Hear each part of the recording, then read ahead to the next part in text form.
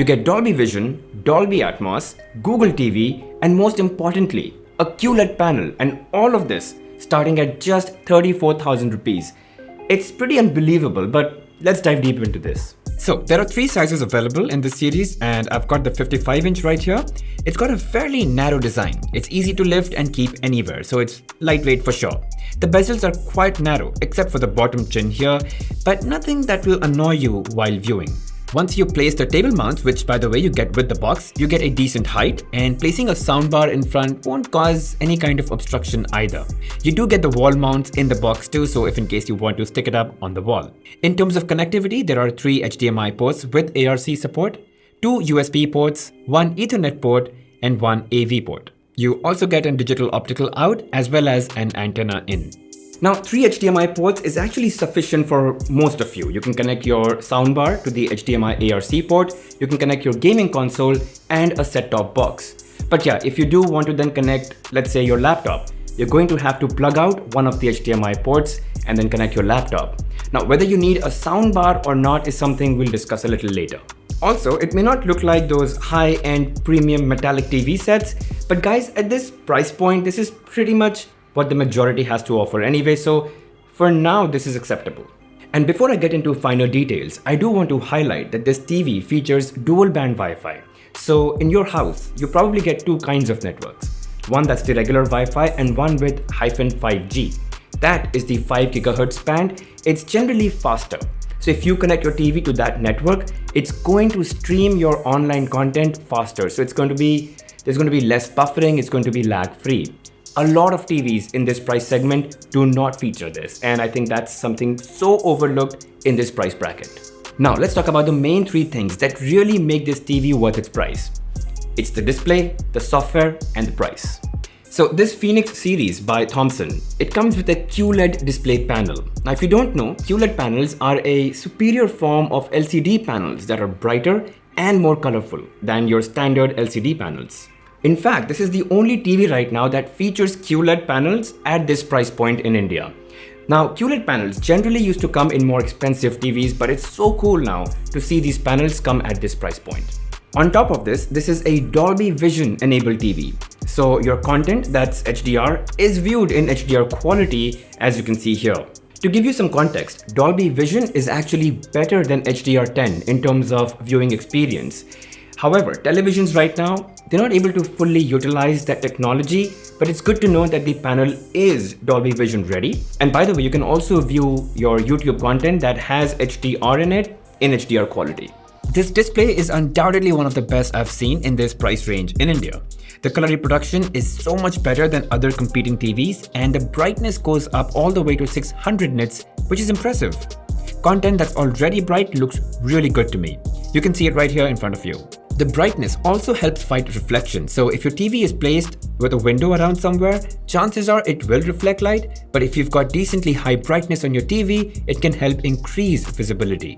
So yeah, if it's not too bright outside, you're not gonna have any issues viewing this TV. I mean, even right now, there's like a pretty big window on my right, but you're not having any issues viewing it, right? But in general, guys, the darker it is, the better is the experience. And this is true even for the most expensive TVs. Now, in terms of picture presets, you get the standard ones. It's pretty much been the same for about a decade now. But hey, if you want more granular control, you can change individual parameters as well. Though there are 2 things to be aware of. Movies that are already very dark in appearance and tone are not as easy to watch. You may find yourself reaching out to punch up the brightness. Next, and this is probably the reason for this first issue, is that image processing on these TVs are not very aggressive. But again, at this price point, it's very difficult to come by excellent image processing hardware, and so it's okay. I mean, overall, and as I said before, at this price point, this is probably one of the best display experiences I have seen. Also, quickly touch upon the sound before I move into the second reason. So it's got a 40-watt output, which is fine if you're placing this TV in a bedroom. You're not gonna need a soundbar, but it's probably not as rich and full as I'd like it to be. But let's say you're gonna place this TV in a living room, or you want a theater-like experience, you must get a soundbar. And anyway, it's just a lot clearer and better if you do get a soundbar. The TV does support Dolby Atmos, which it comes enabled with right out of the box, and you can jump into sound settings to switch to movie mode, which makes a bit of a difference. Now, the next big reason to get this TV is that it comes with Google TV. It's not the usual Android TV that you know of. In fact, Google TV used to only come in select Sony TVs at first. This is a completely redesigned software meant specifically for TVs. The interface is a lot faster, cleaner, more efficient, and smarter too.